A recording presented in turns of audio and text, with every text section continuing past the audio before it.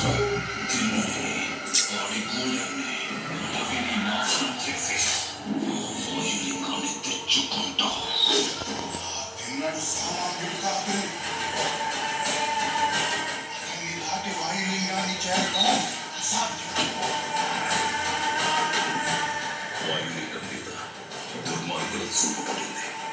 ఈ వాయులింగ రహస్యం కాపాడటమే నా ప్రాణాలు సైతం అర్పిస్తాను.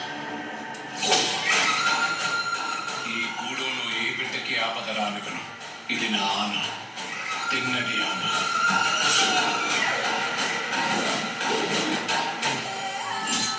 శివుణ్ణి రాయంటావా? రాయి రాయనట ఏమంటారు వదలని? వినపడని వాడికి విన్నపాలెందుకు, వీళ్ళకి దండాలెందుకు? దేవతని ధిక్కరించే వాడికి, పెద్దల మాటకు విలువ ఇవ్వడానికి ఈ గూడెంలో చోటు లేదు.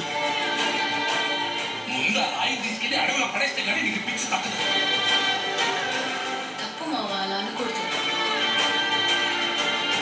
ఇలాంటి వాడు మీకు గొప్ప భక్తుడవుతాడని నమ్మకం ఏంటి ప్రభు? నీతో పాటు నేను ఆ సమయం కోసం ఎదురు చూస్తూ ఉన్నాను.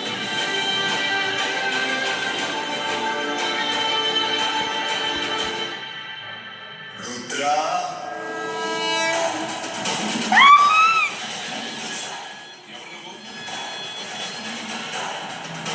ఆ పెద్దోళ్ళందరికంటే నేనే పెద్దోళ్ళు. నన్ను నిచ్చిన భక్తుడా ఈ సృష్టిలో నేను. ఏమో అనుకున్నాను, నువ్వు నీ దేవుడు తోడు దొంగలే.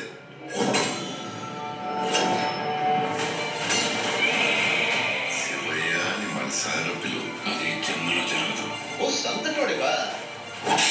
వెలుగిచ్చలో నీకన్నా గొప్పవాడొకడు ఉన్నాడని తెలిసి అతని పొట్టని పిల్ల తెగొట్టించింది నువ్వే కదా. వెళ్ళబోయా వెళ్ళి